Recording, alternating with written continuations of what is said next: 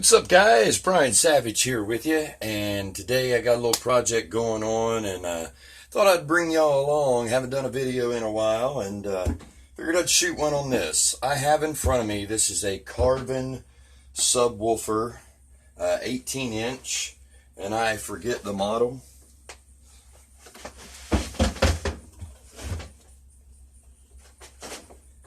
V18. A V18. I got this used about 2 years ago, so been using it about 2 years, so really can't complain. I've got 2 years of service out of it. I only put about 350 watts into it, if that.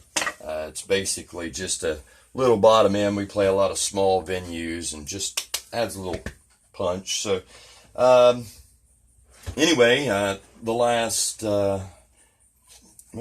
gigs ago we had a little issue. This thing really started sounding just blatting, and unhooked it, and when I got it out, first thing I noticed was this fell out of it, and that's speaker, and it was just moved very easily.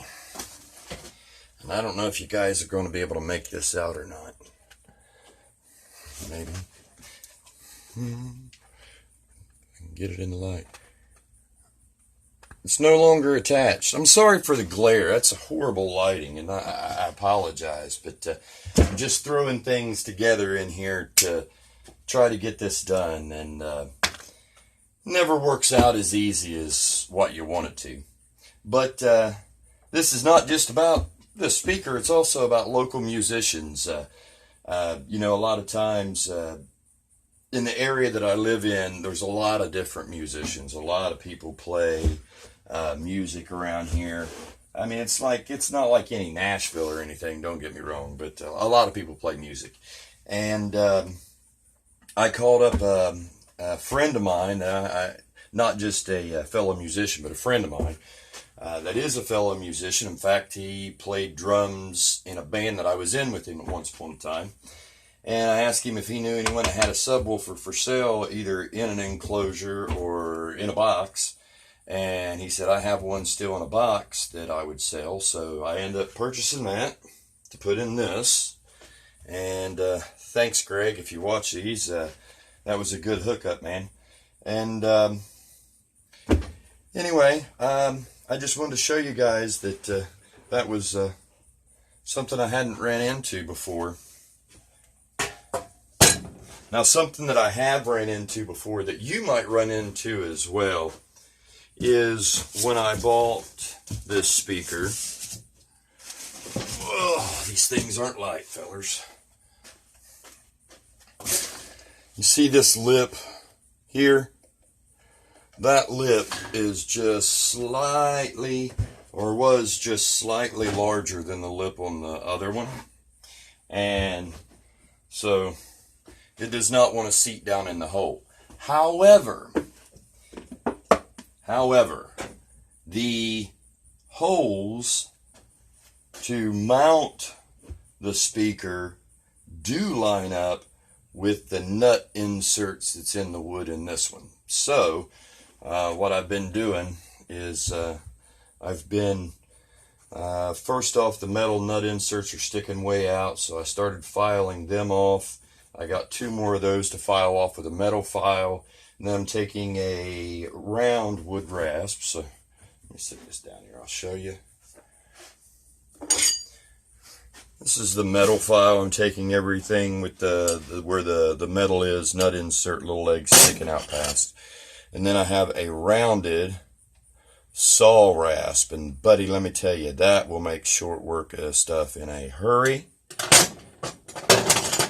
Also have this rounded wood rasp that's got several different teeth on it that I'll be using, and I'll enlarge this ever so slightly what it needs, and it's always just that ever so slightly. But one thing you don't want to do is try to use the screws to force a speaker down in a hole or anything like that.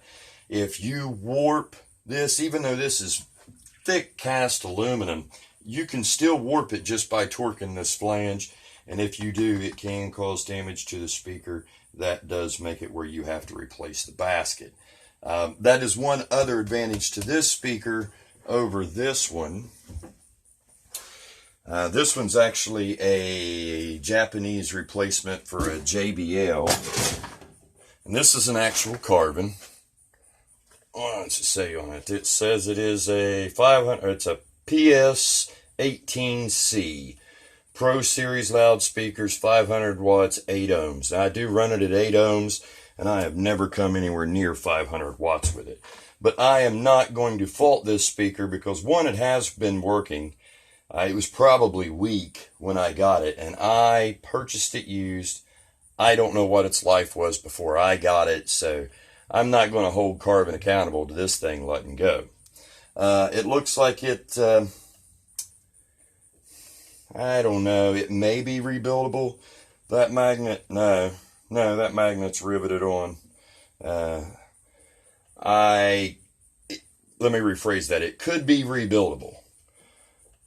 But what it cannot be is you can't buy like a replacement basket or anything and put it on this like this one you can. Sort of like the Black Widow series from Peavy's. That way you can rebuild it. So anyway, guys, just going to show you that's what I was into. And leave some comments below. Let me know what you think about, now this speaker brand here, I forget what it is. It's in such small writing that right now, yeah, sorry, not without putting on some headgear to see. I'm not going to be able to tell you what that is. But this one here is 500 watts, correction. 800 watts RMS, which is really what the speaker is, and 1200 watts peak. And again, I'm probably not going to come anywhere near 500 watts in the thing. So should be just fine and dandy-o. Well, guys, till next time, I got to get filing. Share the music. Share the love. Peace out.